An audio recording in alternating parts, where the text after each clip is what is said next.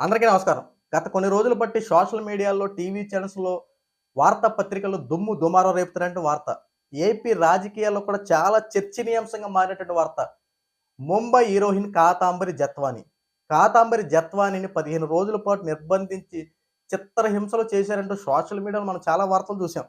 అయితే దీని మీద సిట్ అధికారులు సమగ్ర విచారణ చేపట్టారు. స్రవంతి అండ్ టీమ్‌తో మొత్తం ఎంక్వైరీ ప్రారంభించారు. ఆఖరికి ముంబైలో ఉన్నటువంటి కాతాంబరి జత్వానిని విజయవాడకి రప్పించారు సిట్ అధికారులు.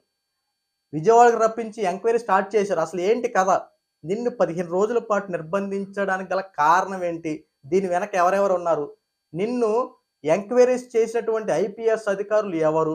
ఎవరైనా రాజకీయవేత్తలు దీంట్లో ఇన్వాల్వ్‌మెంట్ ఉందా? నిన్నేమన్నా ఒత్తిడి చేశారా? అంటూ ప్రశ్నల మీద ప్రశ్నలు స్రవంతి అండ్ టీమ్ అడగడంతో కాతాంబరి జత్వాని మొత్తం విషయాలు వెలుగులోకి వచ్చేలా చెప్పేసింది.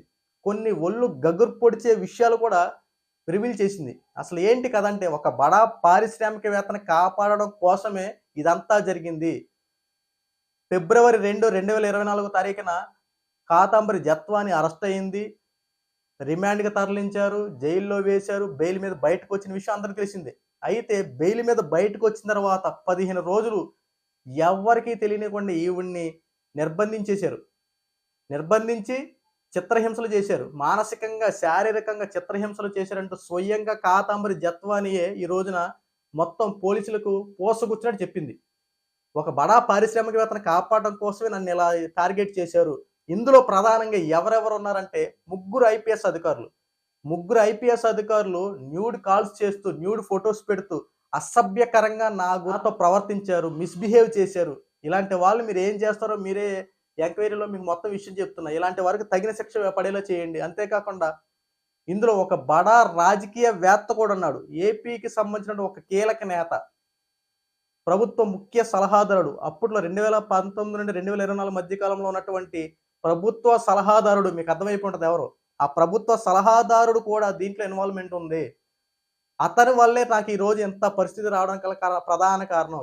నన్ను చాలా వేధింపులకు గురి చేశాడు. ఆ ప్రభుత్వ సలహాదారుని కూడా విడిచిపెట్టొద్దు. ఆ ముగ్గురు ఐపీఎస్ అధికారులు కూడా నాతో చాలా మిస్‌బిహేవ్ చేశారు. 15 రోజుల పాటు నన్ను నిర్బంధించి నా కుటుంబానికి, నాకు అసలు ఎవరు ఎక్కడున్నారో చెప్పి దూరం దూరం చేసేసి, ఎవ్వరి తెలియని ప్లేస్‌లో నన్ను పెట్టి చిత్రహింసలు చేశారంటూ ఆ హీరోయిన్ వాపోయింది. అంతేకాకుండా ప్రజల్ని కాపాడవలసిన పోలీసులే ఇంత దారుణానికి ఒడిగడతా ఉన్నారు. ప్రజల చేత ఎన్నుకోబడిన నాయకుడే, ప్రజల చేత ఓట్లేసి గెలిపించిన నాయకులే ప్రజలకు అండగా ఉండాల్సింది పోయి, ఎవరైతే అన్యాయం చేస్తున్నారో వాళ్ళ పక్క నుండి మంచిగా ఉండేవాళ్ళ మీద తప్పుడు కేసులు పెట్టి అరెస్ట్ చేస్తున్నారంటే, ఇలాంటి వారికి తగిన శిక్ష పడాలే విధంగా సిట్ అధికారులకు మొత్తం జరిగిన విషయం అంతా వెల్లడించింది. ఆల్రెడీ ఇప్పటికే 1 కాదు, 2 కాదు వైసీపీ నాయకుల మీద అనేక రకాల ఆరోపణలు వస్తున్నాయి. ఇప్పుడు ఇంకొకటి ఖచ్చితంగా పోలీసులు దీని మీద ఎంక్వైరీ చేస్తా ఉన్నారు. మొత్తం ఒక పిటిషన్ అంతా తయారు చేస్తా ఉన్నారు. జరిగిన ప్రతి విషయాన్ని ఇన్వెస్టిగేషన్ చేస్తా ఉన్నారు. దీని మేరకమైనటువంటి దోషులను కఠినంగా శిక్షించేలా చర్యలు తీసుకుంటా ఉన్నారు. ఇది కాతాంబరి జత్వాని నిన్న జరిగినటువంటి ఎంక్వైరీ విషయంలో. ఇంకా కొన్ని రోజుల్లో ఇది మొత్తం క్లోజ్ అయిపోవడానికి రంగం సిద్ధమవుతుంది. ఎందుకంటే ఎంక్వైరీ అంతా పూర్తయింది. దోషులకు కఠినంగా శిక్షించేలా చర్యలు తీసుకోవడానికి రంగం సిద్ధం చేస్తా ఉన్నారు. ఈ వీడియో మీకు నచ్చితే లైక్ చేయండి, షేర్ చేయండి. ఇలాంటి మరిన్ని అప్డేట్స్ కోసం మన ఛానెల్ సబ్స్క్రైబ్ చేసుకోండి.